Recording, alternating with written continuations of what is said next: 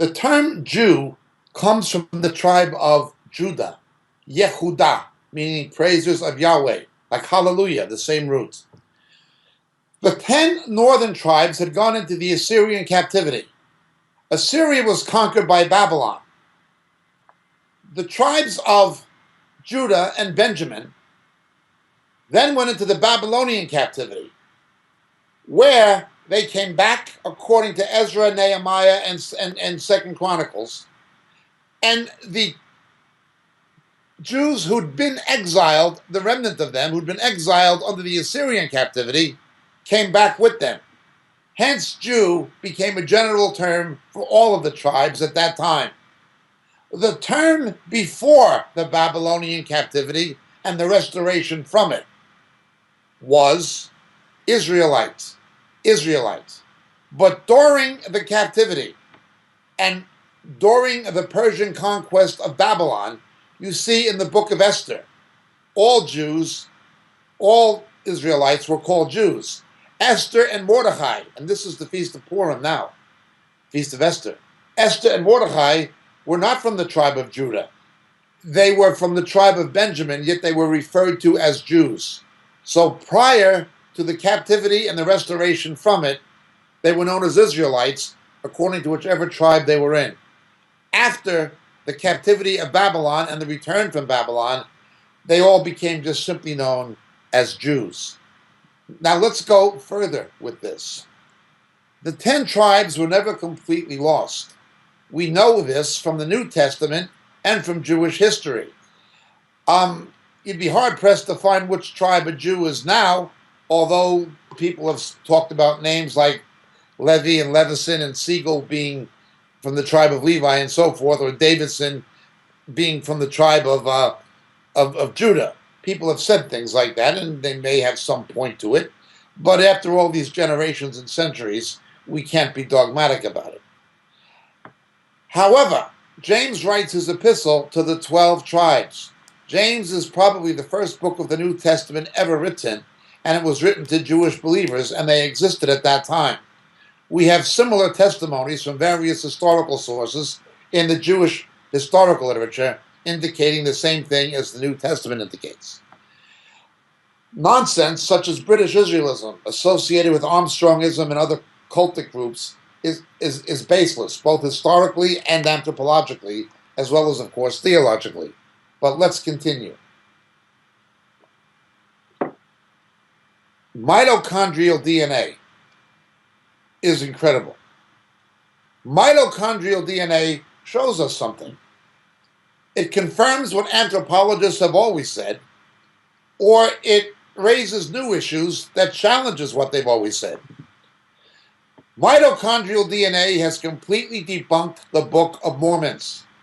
There is absolutely zilch evidence that North American or South American or Central American Indians, indigenous Native Americans, were from the Middle East. We know this from mitochondrial DNA. The mitochondrial DNA signatures of Native Americans, North, South, and Central, Canada, the USA, wherever, Latin America, all shows the anthropologists were right. Their ancestors came from Siberia across the Bering Sea.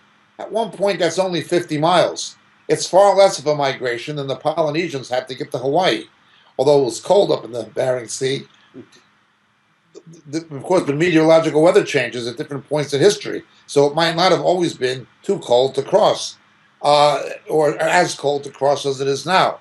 They came from Siberia. We know this from the mitochondrial DNA, and mitochondrial DNA debunks the Book of Mormon. I watched a film of Mormon scientists from Brigham Young University, who were genetic scientists themselves, admitting that the Book of Mormon had to be wrong, simply based on mitochondrial DNA. Some of the Mormon leaders began saying God changed the DNA of North American Indians in order to test the faith of Mormons. That's how absurd it became. More recently, presuppositions that the Celts of Wales and Ireland and Scotland and Cornwall and England and the Basque provinces of France and of Spain and also Brittany and France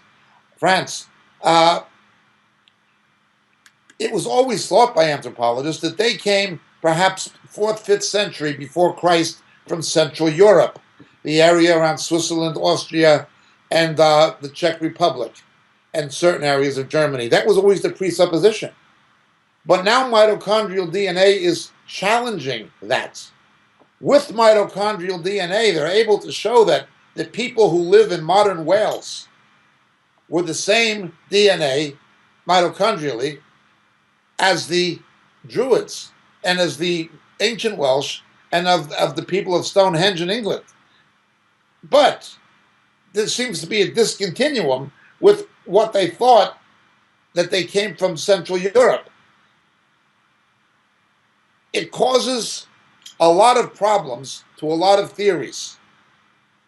It validates, and it's completely objective. It's not always 100% conclusive in every single case, but it's nearly 100% conclusive.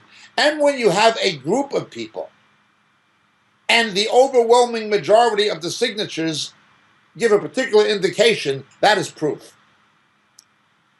We know from mitochondrial DNA that modern Jews are indeed descendants of ancient Semites. That's proven. It's true of both Ashkenazi Jews and it's true of Sephardic Jews. It's true of Teimanim, Yemenite Jews. It's true. There are problems with Falashas and other Jewish sects, but essentially, Jewish people as we know them today are certainly descendants of ancient Israel, says mitochondrial DNA. But let's deal with this idea of Russia. The Islamic world made multiple attempts to invade Europe. In the West, they were stopped by Charles Martel.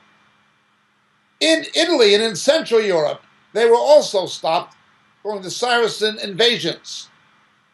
They were stopped by the Polish King Jan Sobieski, who defeated the Muslims in the 16th century on the outskirts of Vienna. That's how far they reached. But their attempts in the East were to come through the area of the Caucasus between the Black Sea and the Caspian Sea. They tried to come that way. That area was inhabited by people known as the Khazar Empire. The Khazar Empire. A king and the royal family and much of the nobility of the Khazar Empire converted to Judaism. They embraced it as their religion. The reason they did it was interesting. It was the only religion that both Christians and Muslims could agree had truth in it, claiming they all came from Abraham. And when the nobility and royalty embraced Judaism, that is Talmudic, it wasn't yet even Talmudic Judaism, but Rabbinic Judaism, many of the Khazars also converted. The Khazars stopped the Islamic invasion through the East. They saved European society in the East, the same as the Polish saved it in Central Europe, and the same as Charles Martel saved it in Western Europe from Muslim invasion. The Khazars who embraced Judaism intermarried with the Jewish communities of Eastern Europe. However, they were still Jews by virtue of religion and circumcision, but they intermarried with the existing Jewish communities. Mitochondrial DNA substantiates this. There have been proposals going back to a book written by somebody who's actually a very good author, a Jew himself called Arthur Kessler, who wrote the classic Darkness at Noon, how Sovietism emerged out of the ideas of the original Bolsheviks and corrupted it. Kessler wrote a book called The 13th Tribe, and he made his proposition that Ashkenazi Jews, not Sephardic Jews or Oriental Jews, but European Jews were the descendants of Khazars. They were not biological Jews. They were simply cultural Jews, and Jews by virtue of the religion that had been practiced by their fathers, whether they practiced it or not, by their forefathers. There was only ever a grain of proof in any of that. Again, mitochondrial DNA confirms the Israelite origins of Ashkenazi Jews. However, putting that aside, we have a large immigration of former Soviet Jews into Israel. Now understand something. Under the Israeli right of return, the law of return, if you have one Jewish grandparent and can prove it, you can conditionally be allowed to immigrate to Israel. The reason being that if you had one Jewish grandparent, that's why Hitler would kill you, would have put you in a concentration camp. So the law of return is a response to the dictates of Nazism, of the Third Reich. Many of the Russian Jews, probably between 30 and 40%, are only a quarter Jewish. Or, in addition, many of them are simply married to Jews and wanted a ticket out of Russia to come to a Western country. A great many of the Russian-speaking Israeli Jews are only partly Jewish, at most half Jewish, or married to Jews. Many of them are not of Jewish descent in any major percentage of their DNA. That is true. But to say that Jews as a whole, of the 14 million or so Jews in the world, are not descendants of ancient Israel, that is absolute nonsense. They most certainly are. Stephen Sizer is not only an anti-Zionist, but he made statements that were specifically anti-Semitic. He went into conspiracy theories. He became so vile in his remarks that his denomination silenced him.